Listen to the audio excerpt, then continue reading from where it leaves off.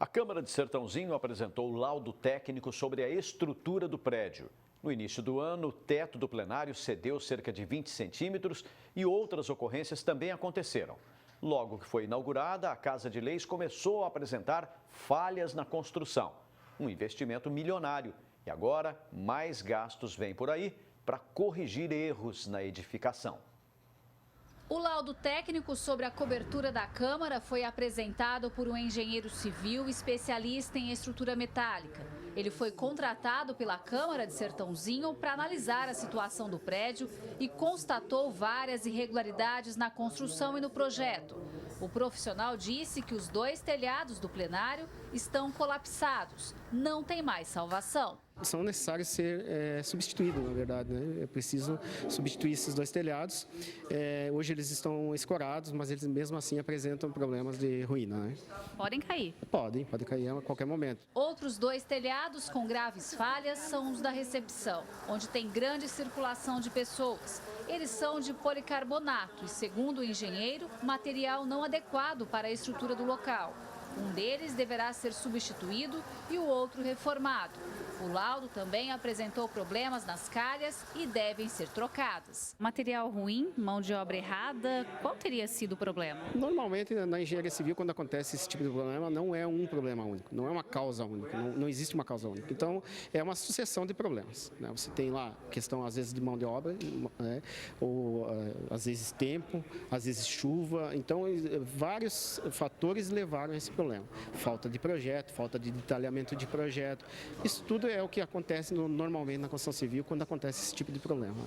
Quem seria responsabilizado por tudo isso? É difícil você... na verdade, eu fui contratado para fazer o laudo estrutural. Eu não tenho como apontar responsabilidades mesmo porque eu não conheço as pessoas, não sei qual parte foi a que teve problemas, né? O plenário continua interditado desde fevereiro deste ano, quando o teto cedeu cerca de 20 centímetros.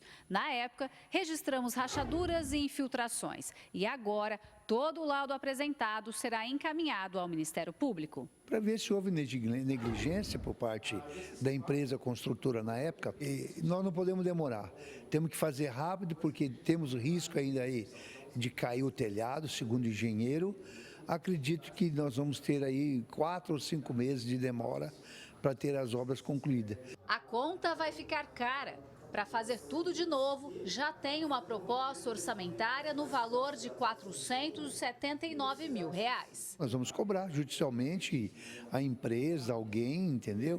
Podemos ficar no prejuízo, infelizmente. Presidente, quem seria o responsável por todos esses problemas?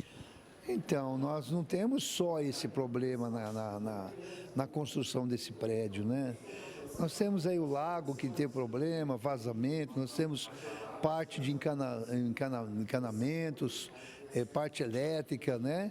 Então, tudo isso nós estamos fazendo laudo, estamos, claro, corrigindo e vamos cobrar. Demorou mais de 10 anos para a nova Câmara de Sertãozinho ser concluída. No total, foram investidos 12 milhões de reais. Um projeto moderno que resultou num prédio imponente, mas ninguém imaginava o prejuízo de agora. Durante todo esse tempo de obra, não houve fiscalização da Câmara para checar tudo isso e evitar? Não, existiam as comissões de vereadores, existia o presidente, existiam os engenheiros da prefeitura que faziam investigações. E isso nós estamos apurando também. Tivemos problemas em outras épocas. Tudo está passando pela essa atual mesa diretora, nós não estamos arquivando nada, nós estamos buscando com bastante seriedade, né? Quem errou vai ter que pagar.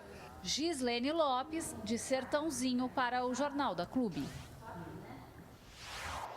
Agora ao vivo, Davi Florim traz mais informações. Davi. Mora no meu prédio. Pusse, mais uma polêmica envolvendo a Câmara de Sertãozinho. Aqui ao meu lado está o cientista político José Elias Domingos. Zé Elias, o laudo mostrou os problemas e o que precisa ser feito para resolvê-los. Mas a responsabilidade por tudo isso é de quem? Boa tarde. Boa tarde, Davi. Boa tarde a todos. Veja bem, são vários atores envolvidos em todo esse processo, né? Nós temos a comissão julgadora do projeto, nós temos vereadores que faziam parte dessa comissão julgadora na época, nós temos técnicos, peritos, engenheiros da prefeitura responsáveis e não podemos esquecer também dos próprios empresários que estavam à frente na época do processo de licitação, né? As comissões que fiscalizaram devem ser responsabilizadas? Certamente. Eu sempre digo que, às vezes, a vaidade oblitera um pouco a falta de vergonha na cara de muitos deles. Eles colocaram uma placa na frente da nova Câmara, né, com vários nomes lá de pessoas responsáveis pela inauguração. Por que agora eles não se revelam, inclusive desobstruindo documentos, sendo mais transparentes, para justamente facilitar a fiscalização, não somente da mídia, mas também do Ministério Público? Os vereadores, é claro, deveriam ter fiscalizado as obras do novo prédio. Já que a qualidade não foi preservada, agora é hora de prestar contas? Mas, na verdade, a prestação de contas ela deve ocorrer desde o início do processo licitatório, obedecendo à Lei 8.666/93, né? Que são várias etapas desse processo, que inclusive prevê o acompanhamento do projeto em si, não somente pela atual gestão, pelas gestões anteriores, mas pelos todos aqueles vereadores que acabam ocupando o cenário da Câmara Municipal. Nesse caso, a responsabilização tem que ser de todos, não somente de um agente específico, não somente de um vereador específico, mas cabe, obviamente, à população ficar atenta a isso. Consultando qualquer engenheiro, fica fácil concluir que obra parada sofre danos na estrutura, o que ocorreu muitas vezes com o novo prédio de Sertãozinho. Ignorar isso está mais para incompetência ou para má-fé? Na verdade, é inacreditável como que as obras públicas no Brasil, as licitações, a má-fé justifica a incompetência. A incompetência é consequência da má-fé para fins muitas vezes ilícitos, né? Então, não dá para julgar agora e condenar, por exemplo, o tempo, a chuva. Agora, coitado de São Pedro, né? Ele está sendo responsabilizado por uma obra que foi feita de maneira rápida, uma licitação que foi feita de maneira rápida, demorou para ser concluída, o orçamento dela extrapolou o limite, era previsto inicialmente 1,8 milhão e passou para 13 milhões. Isso é dinheiro público, nós estamos falando de dinheiro dos contribuintes. Por que o dinheiro público, justamente isso, não é levado a sério pelos políticos? A gente sempre volta a enfatizar, muitos políticos, eles tratam a iniciativa de fazer algo pelo poder público, a iniciativa de ser um agente político eleito, como se trataria que se estivesse em casa. Eles tratam a política pública como algo privado, isso é nocivo para o Brasil. A história do Brasil é permeada desses casos. Novamente eu volto a frisar, não vai adiantar nada o Ministério Público ficar em cima, não vai adiantar nada a mídia ficar em cima, se a população também não pressionar esses vereadores para que prestem contas. Para refazer tudo de novo, o gasto será de quase R$500 milhão. Quem é que vai pagar essa conta? Provavelmente certeza, são nossos ouvintes, são nossos telespectadores, é a população de Sertãozinho que vai pagar. Esse dinheiro é um dinheiro público, esse dinheiro saiu, novamente frisando, do bolso do contribuinte. Não é dinheiro que foi bem gasto, é um dinheiro que foi muito mal gasto por vários agentes envolvidos que não fiscalizaram devidamente, não acompanharam devidamente e certamente agora vão responder por isso. A população deve se lembrar disso nas próximas eleições? Certamente, é uma coisa é algo que eu sempre volto a frisar, a gente precisa sempre ter renovação, né? Oxigenação da política. E a Câmara de Sertãozinho precisa de oxigenação política urgente. Temos vereadores há muito tempo na casa, está na hora de poder colocar quadros novos, né?